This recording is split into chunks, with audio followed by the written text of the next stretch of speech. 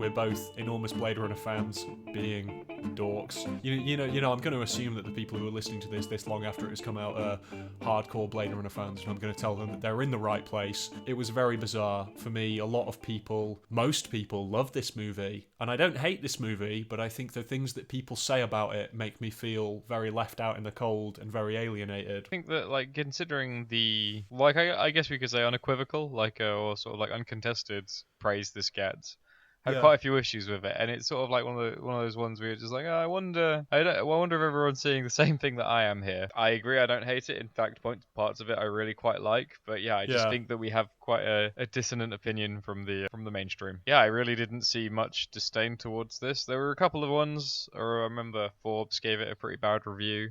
Remember the Guardian didn't like it because it hates women. I remember that actually, because Rachel came back as a young woman, and that was sexism. The fact that the AI and the they were rallying against the majority of the female characters being robots is like, well, yeah, but everyone, it's just some bullshit. Yes, indeed. It's not like there's a larger point being made with that about the sex trade and capitalism. But no, don't worry, The Guardian, you were totally right. It was the movie that was at fault. Yep, yeah, it wasn't trying to make it. Any point it was trying to make is sacrificed on the altar of whatever you deem to be problematic that month. This film is Villeneuve. The world, well, I was about to say before the world realised he's a hack, but the world still hasn't realised he's a hack, so I guess we're in that era still. We both agree that he's a hack, but we agree he's hacks for different movies, I believe. I know that you're really against Arrival, because you feel like it's a bit of a, I think this is a fair assessment of what you've said, but a poor man's copy of Slaughterhouse 5, whereas I quite like Arrival, but what I really hate is Prisoners. I think Prisoners is just a bullshit movie with a completely all over the place theme that was clearly assembled, to my mind, by someone pretending to have substance. And yeah, like you said, he's just sort of like gone from lackluster project to lackluster project and accrued more fame. And again, like I said, much like Blade Runner 2049, like not all of them completely lack merit. I mean, Sicario, I guess. And hey, I'm still gonna go and watch Dune, so I guess he must be doing something. But oh yeah, and I feel that he's probably good hands for Dune. But it doesn't necessarily mean. I think that the problem is maybe we're a bit older, but it's like a Nolan thing again. And I love Nolan. I don't think he's perfect, but I really like him. But I think the problem with Villeneuve is I think that he has an allure to the Empire magazine reading A-level film studies student, of which I was a member of that group for a long time, who think he's a lot better than he is. And it doesn't mean he's bad, but it does mean that, for us, I think it's fair to conclude that at times he's hacking.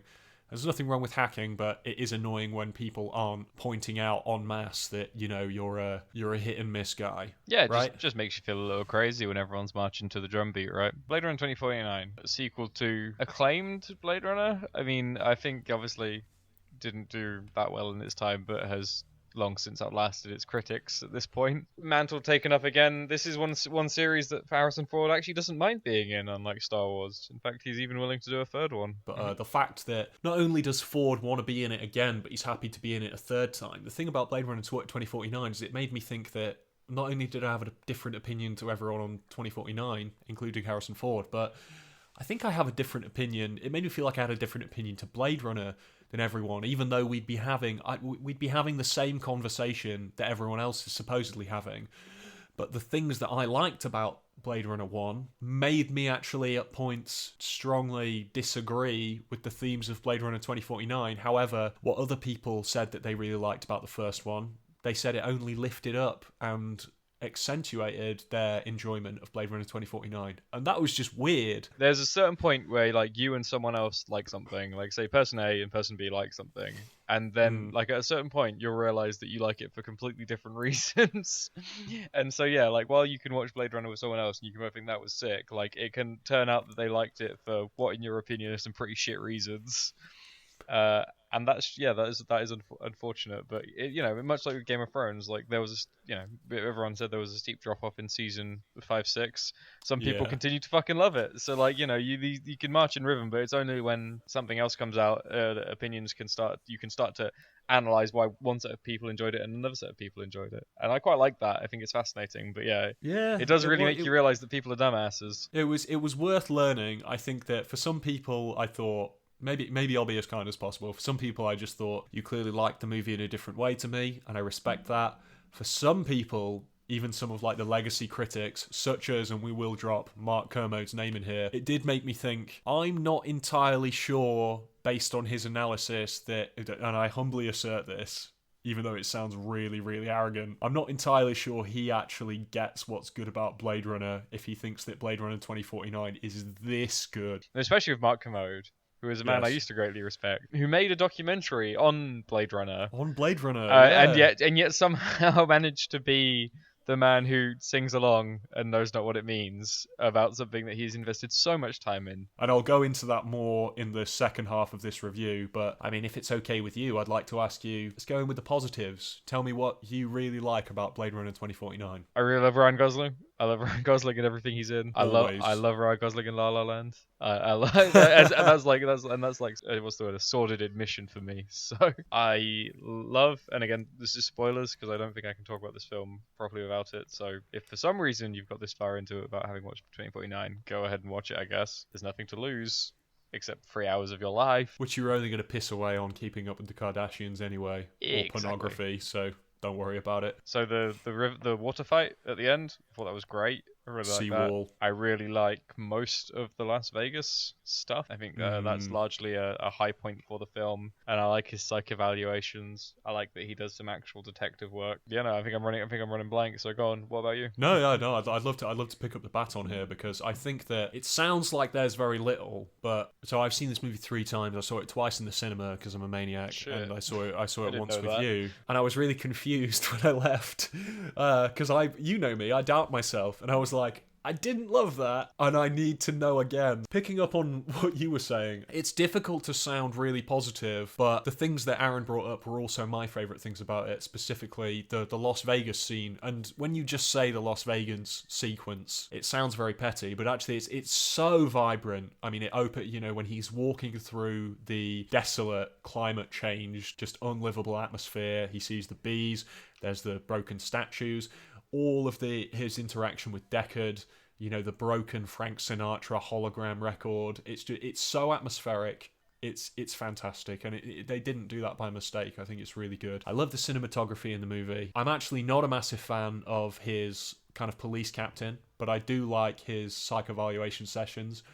And then also, and I think you'll agree with me on this, but I really like his relationship with Joy, who's, you're never really sure if Joy is just a piece of AI meant to serve a male gaze, be it android or living, or if there's something going on there where she is actually experiencing a developing emotional connection with Joe, Ryan Gosling's character. I like the ambiguity of that, and I think that does serve what Blade Runner was going for in a way that much of the film. And again, I think like you said, I guess what we've named does take up a fair portion of time, but it just is given such little importance compared to what the movie deems to be important. And yes. So it's hard to look back on it and be like, yeah, well, that stuff was really good, because the rest of it just gets overpowered. I enjoy the wider context is something that I find quite disagreeable, but I enjoy Ryan Gosling, Joe's arc as a character, in that he kind of he goes through this situation where he thinks he's a chosen one, as it were, realizes he's not, and I like that. However, the wider implications for the story and the context in which that happens are actually the thing that I find worst about Blade Runner 2049, and I guess that it may even be time to jump into what we don't like about it. What do you think? Yeah, I'm ready. Let's do this. Let's talk about Wallace. Let's talk about 2-bit Terrell. So I really like one thing about Wallace. Yes. And that is that he sees the world through computers. It really syncs up with the Blade Runner message, if there is, or the Blade Runner themes, I guess you'd call them. They're not really messages. I don't think Ridley Scott is capable of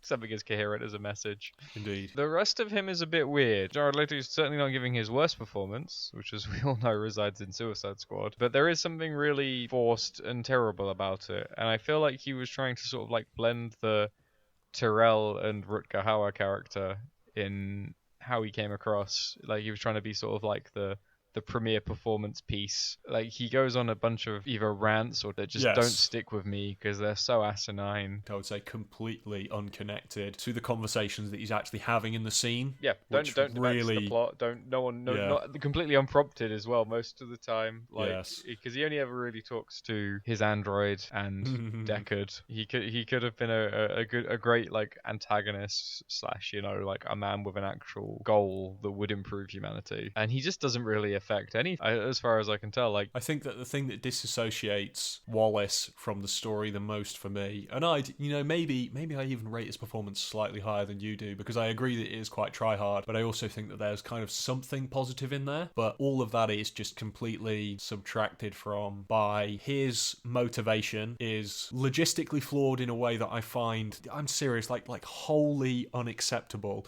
And not just a little bit, I'm not just being a nitpicker, because I'm always on, this is the thing, by the way, I'm always on the side of the movie that I'm watching. I genuinely am, because I want to enjoy myself, and I definitely wanted to like the sequel to Blade Runner. But the fact that this didn't form the main part of people's criticism of this movie, it just really, really pisses me off. And it's that Wallace is motivated by the fact that he says he's built all of these replicants and he's on 8 worlds. I think he says 8 worlds, possibly even 9. Mm-hmm. And he's got them working on slave colonies. But to realise his vision as a universal emperor, he needs a certain number of replicants that he could never manufacture with the materials that he has to hand. And that's why he needs replicants that can give birth to people. Now, 2 things. I'll work backwards. Firstly, the giving birth part is links into the themes that I find the most objectionable. But then also, I just can't believe that he could build this army of robots and have them on sale on the market and not be able to make enough of them. If he's on 8 worlds or 9 worlds, I just don't understand where the exhaustible resources are in this equation. And the movie never makes that clear to me, and I hold that against it. Yeah, definitely. I think it's the shittest motivation imaginable. I mean, I think I can't remember. Thank you. In terms of completing Blade Runner's themes, I think his motivation should have always been to cement his godhood. It's enough to make things, but when the things make things, then you're a deity. I think that if that had been his motivation, it would have made him like a lot. It would have given him something to rant about. If he'd been saying worthwhile things, if I can just imagine him speaking and like having the weird robot eyes and him saying things of substance, then I guess it might have been good. And so I guess if I was hearing him rant about how he wanted to be the god of a civilization, and you can't have a civilization that comes back to you for creation. Reproductive rights under his control, under his purview. Yeah, he wants to be some sort of robot emperor. That's fine. Yeah, it had to be philosophical, because it just being a pure logistics thing is like, well, that means nothing to me, and also I don't entirely believe that that's the case. I see what I think the flaw in it is, but I think that you found a replacement. Who is he? What? He just really, really, really wants to cover more space. To hit his quotas? Is that what the end goal of the Blade Runner? If this is the end of the Blade Runner franchise, is that a man trying to hit his quotas? Or trying to hit net growth in the 3rd quarter? Like, who gives a shit? when he already controls the weather, and he more controls planets the weather than any man. Indeed, and I think that Blade Runner 1, whatever people think about it, and I love it, but I'm really compelled by some of the latter-day criticism of Blade Runner 1. I find it quite enriching. But what's great to me about that movie, and I think to you as well, it's a very small story with very large implications. It's a detective tracking someone down story, but the actual ripples of the pebble that is Roy Batty are just endless. Yep. They're just endless. It's fantastic, whereas this it almost ripples in reverse. It makes the world feel, it's a broader story that makes the world feel by margins smaller, Blade Runner 1. Because not only is it like the implications for the world, but just like the way you subtly learn things about the world. The way that San Angeles, or whatever it's called, has like the sort of the weird proto-Hungarian language being spoken on the streets. Like, I love that. Clearly the Soviet Union and like some sort of Japanese hegemony exists in the world.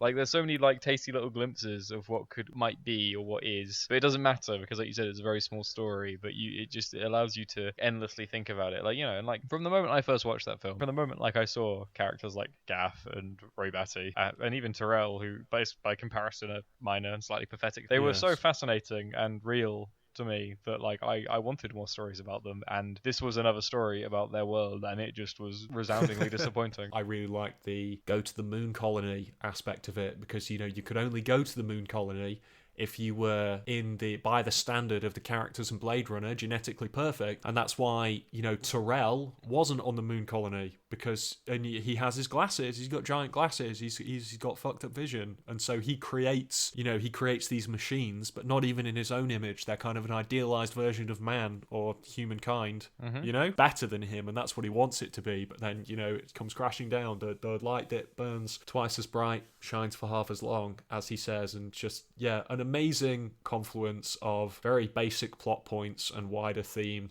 And I think that that's missing from Blade Runner 2049. Massively, yeah, and I think Terrell, for all his lack of prevaricating compared to Wallace, Yes. is infinitely Yeah. more engaging. Partly because of his vulnerability, and again they have the eye thing going on there as well. Like it Yeah. all comes back to eyes. It works so much better, and I don't really know. I don't think you could have done this film with another Rutger Hauer-esque character.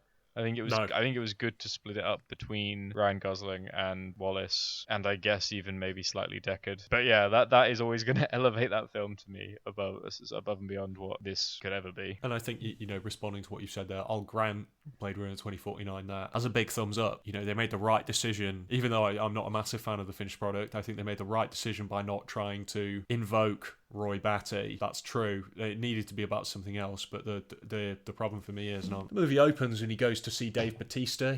He's an android. He's hunting an android, and before he fucking plugs Dave Bautista, he's just like, you don't know what a miracle is. And I'm like, that's really interesting. What is that? He takes him down. And later, obviously, the whole thing is that, is it Rachel? I think it's Rachel is buried out by the dead tree. Yep. Mm-hmm. But Rachel gave birth, and Rachel was a replicant, and this whole plot thread runs throughout the movie. It's like this better than a virgin birth, actually. It's more kind of like inseminated, but into a almost like fucking jizzing on the soil, and for some reason something grows. The entire kind of replicant population has organized itself around this rebellion where they've decided that their worth is determined, and like now they need to assume their place in society because one of them has given birth, and that's what's miraculous about the replicants, and that's what they need to assume their place in society. And even the police officer, she says, the world is built on a wall. If you say that there's not a wall, then there's chaos. And the implication, I think, and please challenge me if you don't think that's the case, but the implication is that some of these people are machines and the other ones are, childbearing humans. Mm-hmm. And I just find all of this ridiculous, and I'll go into it a lot more, but I want to hear what you have to think about that, because that's the driving force of the movie. Yep. And that's what I disagree with the most. Much like Wallace, it's just sort of like a real misfire on the other, because like I said, we have like I guess you'd call him quote unquote the bad guy's side, but again, Yes. like I think her love is more of a bad guy than he is, and her motivation is even more vague and ridiculous in terms of like quote unquote the good guys or the protagonists. Like we have Ryan Gosling, who really just wants to know the truth, and that's fine. Yes. But then as soon as he's introduced to the wider world, it's full of people who don't really make sense, and there's loads of them as well in this. There's even down to the woman, the memory woman. I don't really think she makes sense. I don't think daughter. Yeah.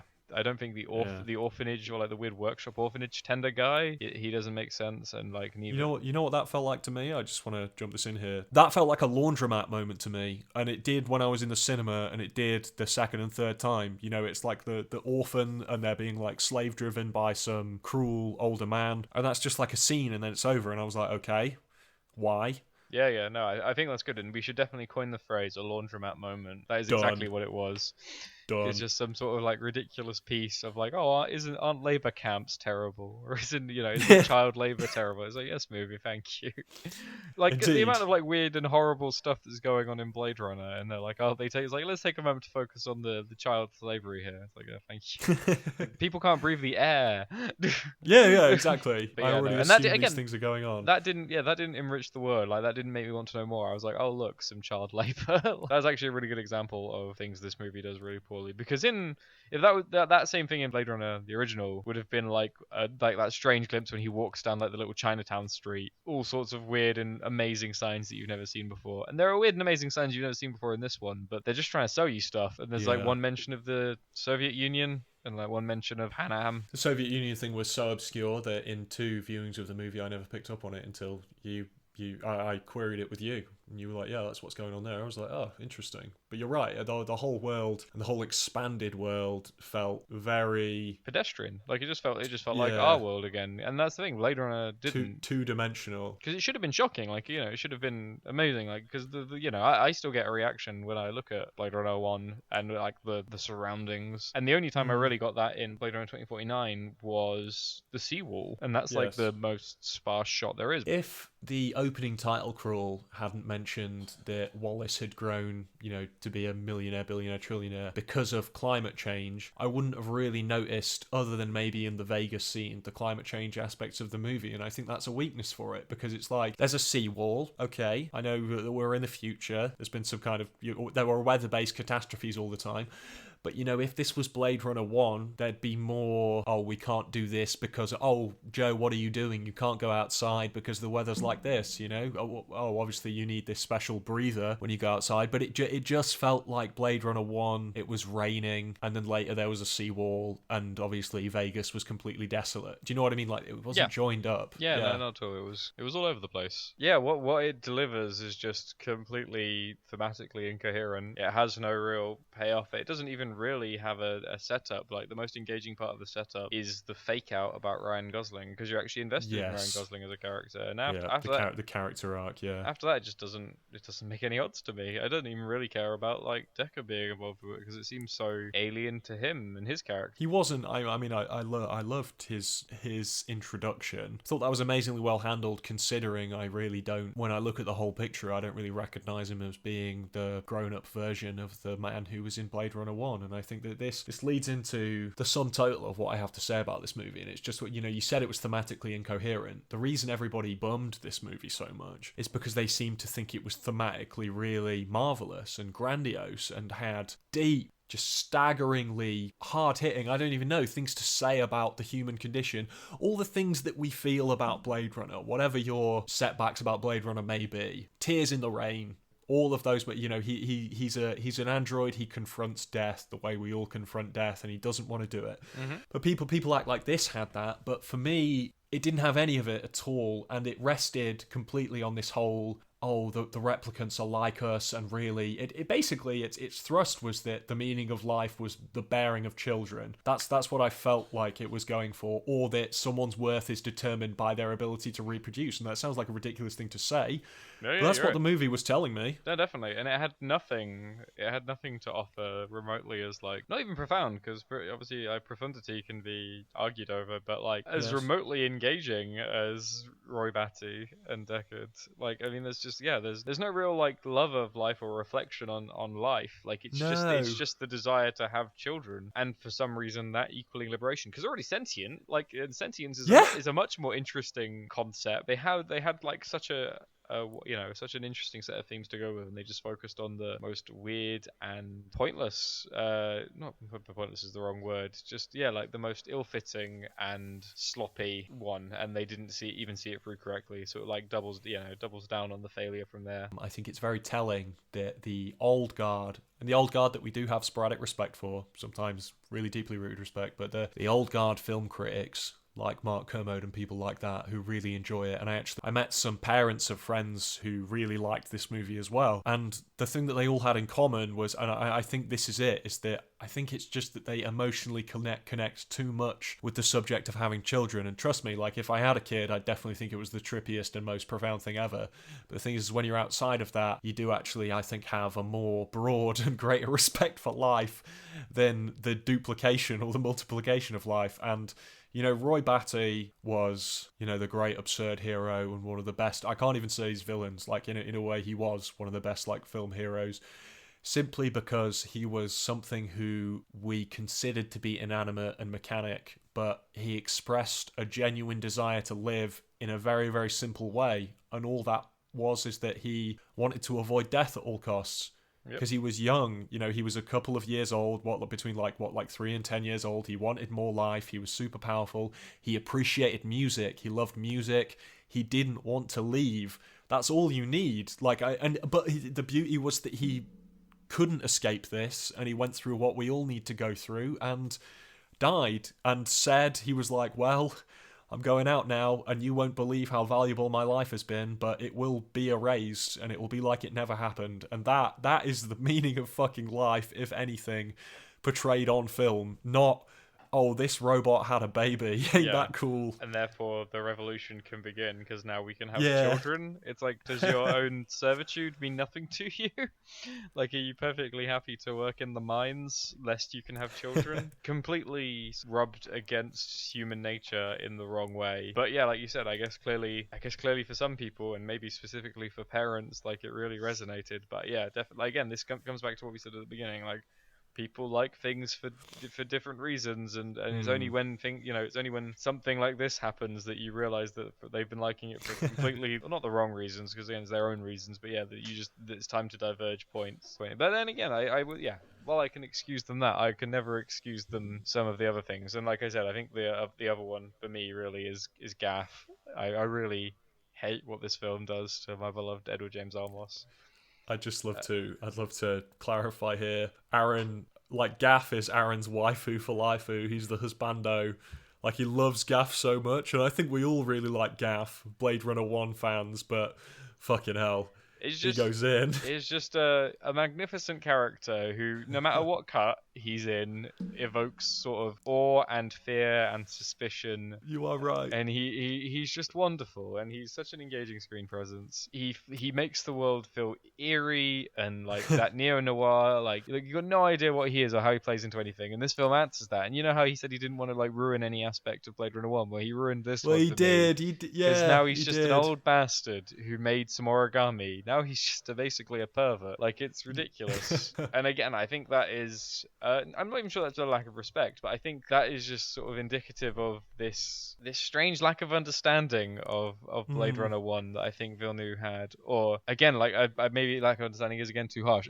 Like, such a different interpretation that he lost me, and he clearly lost you as well. So I don't think it's a bad movie, that's the point. I think it's put together really well. I think a lot of people in it post decent performances, and I would never say that it delivers the punch that it aims for. It hits its target. I just think that its target is ridiculous, and some of the minor characters seem completely pointless to me. I will say about Gaff, though, you're so fucking on point with that, because Gaff, in this, it's just like, oh, it's Gaff, he's in an old person's home. He's just kind of like an old cop guy, but you're right, like, you never really know in Blade Runner. You never really know what Gaff was up for. You didn't know if he was on Deckard's side. You didn't know if he was handling Deckard.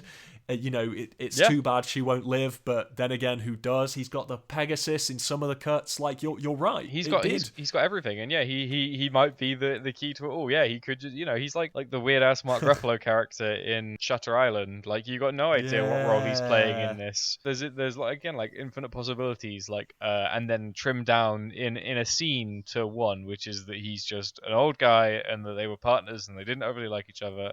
And so they just stayed out of each other's way, and now he's an arthritic man in a old person's home.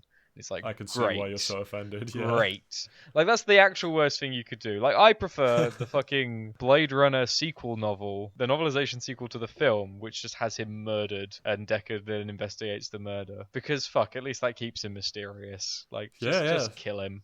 If that's what you're gonna do to him. I enjoyed that immensely, though. Yeah, like I said, I think it's good that we talked about this. I think it's vindicated it, because like I said, there's a lot to say that people just haven't really said. And I think if they are gonna do a third one, again, more and more fucking people from this keep saying that they want, not least of all Ridley Scott wants to make the third one. So I mean, we're gonna have to kill him before he gets the chance to, unfortunately. Yeah, but he's famously understands what's great about his own properties, as we've seen with all these Alien sequels. Yeah, a man really good at guarding the legacy of any given thing that he's touched. This is mine to fuck up. How dare you? Bunch of shit that we didn't want to see. God help us. Yeah, no, I think I'll throw one more thing in here. I'm just going to close it off. I don't think it's worth elaborating on, but on the subject of Villeneuve not really understanding what he was doing, he said in all of the press that he wasn't going to address the question of whether or not Deckard was a replicant because he thought that it didn't matter and he didn't want to touch that. I really respect that in theory.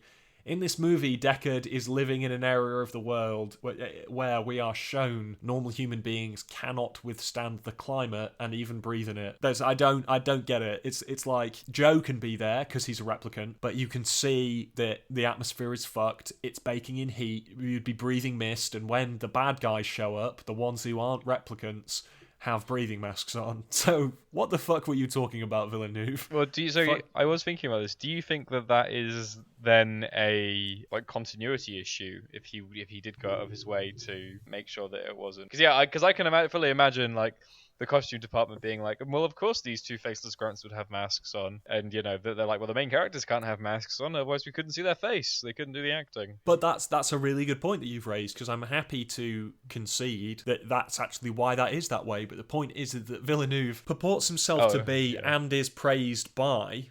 No, because I hadn't thought of that sort of direction on it until you said, but yeah, he purports himself to be and is praised as an auteur who would notice something like that, and he acted as though the movie is deliberately ambiguous on that. But if he'd watched his own movie properly in the edit and really cared as much as I think he said he did, I don't think that would have made it through. No, definitely. There you go. No, yeah. People are like, oh, he's so everything's so carefully crafted. I was like, this film's not. Fuck off. This film, like, people claim that like Blade Runner 1 is like meandering. Like this film, like, say what you want about Blade Runner, it never really meanders in terms of like theme or in terms of like its journey. It might meander in terms of like the scene to scene. Fully concede that it's not perfect. So well, we've been checked for traps. We've been wanting to burst that zit for a long time, and I'm glad that it's over.